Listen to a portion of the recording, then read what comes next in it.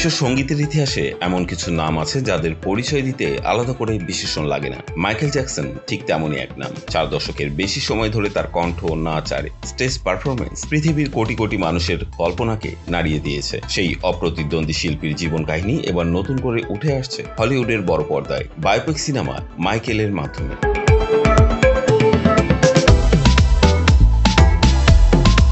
পরিচালক Antony Foucault এই সিনেমার মাধ্যমে মাইকেল জ্যাকসনকে শুধুই একজন সুপারস্টার হিসেবে নয়, একজন সাধারণ মানুষ হিসেবেও দেখাতে চেয়েছেন। সিনেমাটির গল্পে উঠে আসবে শৈশব থেকে তার সঙ্গীতের সঙ্গে বেড়ে ওঠা, পরিবারের ভেতর কঠোর অনুশাসনের মধ্যে গড়ে ওঠা মানসিকতা এবং নিজেকে প্রমাণ করার অবিরাম লড়াই। ট্রেলার মুক্তির পর থেকেই দর্শকদের আলোচনায় উঠে এসেছে সেই বিষয়টি। এই সিনেমা মাইকেল জ্যাকসনের জীবনকে গ্ল্যামারের বাইরেও কতটা গভীরভাবে ছুঁতে পারবে।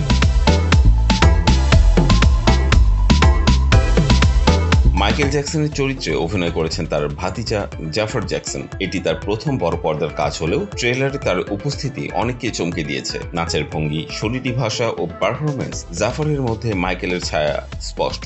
অভিনয়ের মাধ্যমে তিনি শুধু অনুকরণ নয়, বরং চরিত্রের ভেতরে ঢুকে পড়ার চেষ্টা করেছেন বলেই মনে করছেন অনেকে।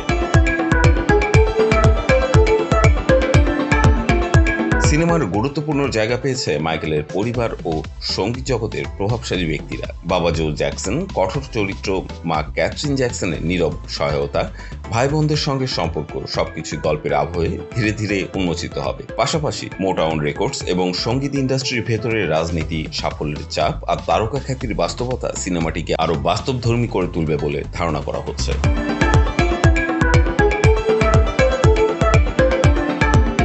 সিনেমাটির একটি বড় অংশ জুড়ে থাকবে জ্যাকসন 5 থেকে একক শিল্পী হয়ে ওঠার রূপান্তর। শিশু শিল্পী হিসেবে পাওয়া জনপ্রিয়তা থেকে শুরু করে বিশ্ব সঙ্গীতের নিয়ম বদলে দেয়া অ্যালবাম তৈরি, এই দীর্ঘ পথ চলায় প্রতিটি ধাপে মাইকেল জ্যাকসনের মানসিক পরিবর্তন ও শিল্পী সত্তার বিবর্তনকে তুলে ধরাই নির্মাতার লক্ষ্য।